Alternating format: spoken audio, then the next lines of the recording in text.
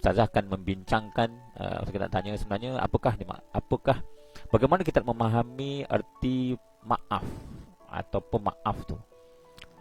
Dan saya menjemput Ustazah untuk kita mulakan berbicara pagi ini dengan Ustazah memberikan definisi serta maksud pemaaf.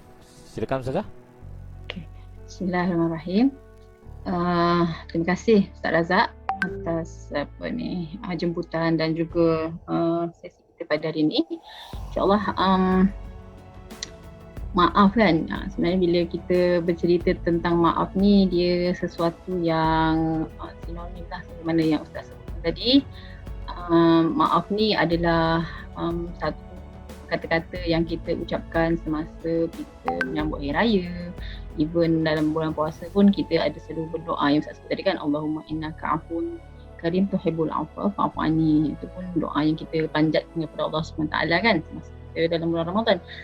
Malah kita pun juga digalakkan untuk beristighfar sepanjang hidup kita lah. Jadi perkataan maaf ni sebenarnya daripada perkataan al-afu dalam bahasa Arab kan, afwa ya'fu afwan, al-afwata tu di perkataan Arab yang artinya memaafkan ataupun memohon atau mengampunkan dosa lah. Jadi al-afu tu daripada sudut etimologinya dia memberi maaf kepada orang lain, tapi dia juga boleh diartikan sebagai menahan diri ataupun menghapuskan. Maknanya kita meninggalkan, menghapuskan pemusuhan dan mengambil sikap berlapang dada dengan kesakitan yang diberi ataupun yang dikenakan kat atas kita lah.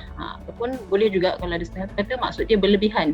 Maknanya kemaafan ni sesuatu yang berlebihan hingga kita perlu beri kepada orang lain sebagai lebih kan, jadi kita kena beri kepada orang. Itulah mungkin boleh didefinisikan maaf tu begitulah. Memaaf ni daripada sudut efek intrapersonalnya dia positif.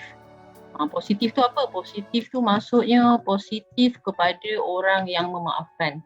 Bukan positif kepada orang yang dimaafkan, tapi kepada orang yang memaafkan.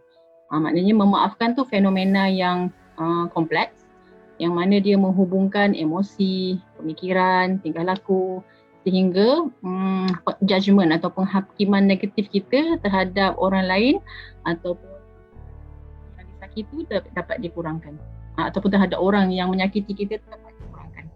Sebab tu macam Ustaz kata tadi, dia kata maaf dia sifat Allah SWT, tapi dalam Islam kita ada hablum minallah, hablum minannas.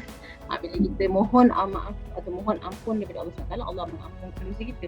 Tapi kita sebagai sama manusia pun ada konteks hubungan kita dengan sama manusia, maka tak mustahil lah dan memang wajar lah untuk kita juga saling bermaafan sesama manusia. Itu mungkinlah nak definekan maaf tadi tu Ustaz.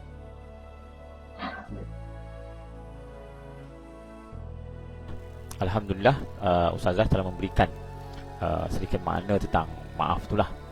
Saya ingin teringat kisah Pak Hamka. Pak Hamka kan dulu kena penjara kan tahun 60-an, 50-an.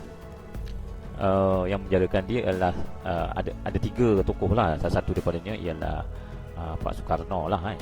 Jadi sebenarnya kalau kita ni kena penjara, marah kita sudah pastinya luar biasa pada orang yang memenjarakan kita dengan tanpa apa, ialah pada masa tu isu-isu politik lah. Namun ketika Pak Soekarno ni meninggal dunia, Pak Hamka ni dia diminta oleh anak pada Pak Soekarno tu untuk dia mengimamkan jenazah dia. Jadi kawan-kawan dia marah, nak pergi juga ke kan? Tapi dia kata itu lain, ini lain. Bagaimana dia boleh bagaimana dia boleh meletakkan segala tersiksanya di dalam penjara tu, dan akhirnya dia sembayangkan jadi imam lagi kepada Pak Soekarno tu. Jadi ni anak Pak Hamka menceritakan betapa bapa dia boleh begitu berlapang dada kan.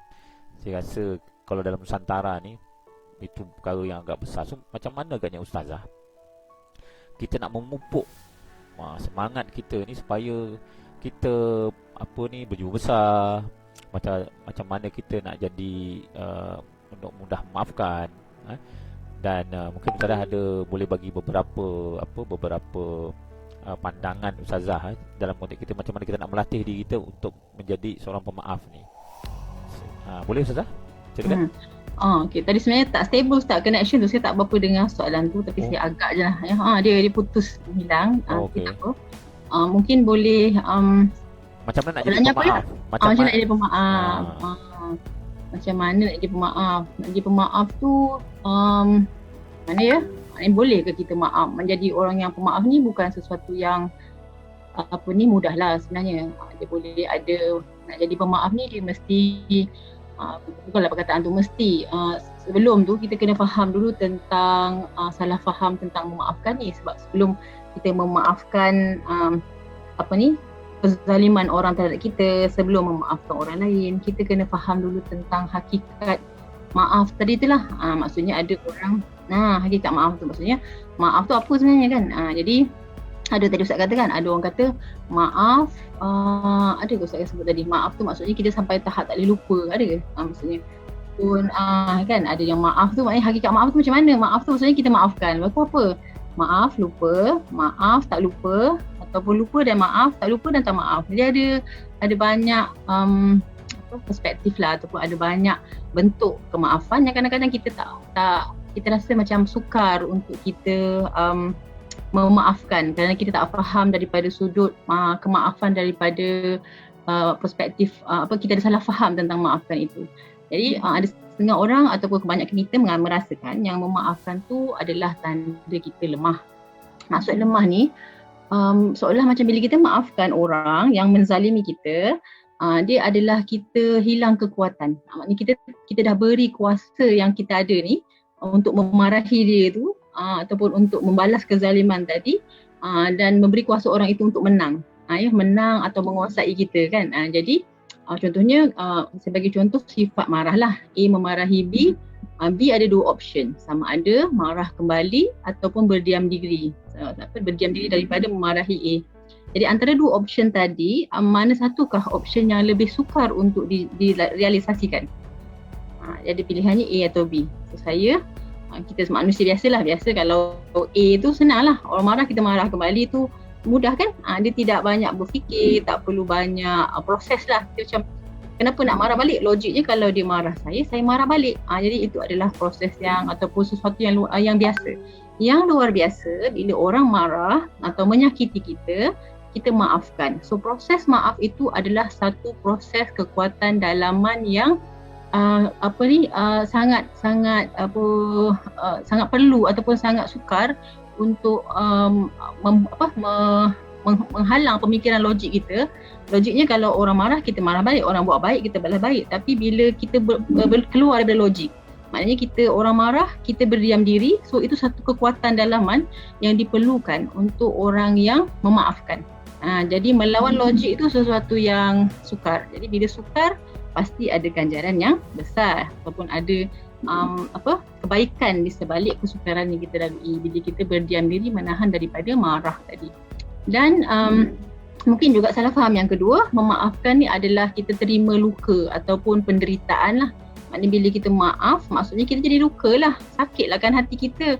Dia zalim kat kita tapi kita tak dapat nak balas balik dengan kezaliman yang sama. Jadi perspektif saya, bila kita memaafkan, dia ada beza antara kita menerima perbuatan zalim dengan kita menerima individu yang menzalimi. Macam tadi yang Ustaz sebut tentang Buya Hamka tu kan. Jadi Buya Hamka maksudnya dalam perspektif saya, dia melihat bahawasanya memaafkan itu adalah memaafkan tingkah laku tadi. Tapi individu tadi dah meninggal dunia, itu dia sebagai haknya sebagai seorang manusia yang beragama Islam untuk disolat jenazahkan kan. Jadi itu dia meraihkan haknya sebagai seorang manusia, tapi dari sudut tingkah laku dia maafkanlah. Maknanya Buya Hamka ada hak untuk bersetuju atau tak bersetuju, untuk marah dan sebagainya lah, tapi dia memaafkan. Jadi itu pilihan. Jadi kita kena beza antara orang dengan perbuatan. Dia sukar nak bezakan, tapi kalau kita boleh nampak perbezaan tu, kita akan berdamai lah dengan kehidupan kita. Satu lagi mungkin kalau ada masa lagi, salah faham tu, maaf ni maksudnya lupa.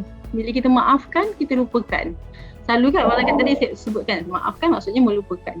Dalam perspektif dalam banyak situasi memang kita maaf, maksudnya kalau kita maaf dan lupakan tu level hierarki paling tinggi lah individu, yang mana kalau dia boleh maaf dan lupa, wow, it's a wow kan, sangat-sangat hebat kan. Tapi apa ya nak kata, pengalaman pahit yang kita lalui itu, kalau dalam konteks psikologi, semua yang berlalu dalam pengalaman ingatan kita ada satu konteks namanya lupaan.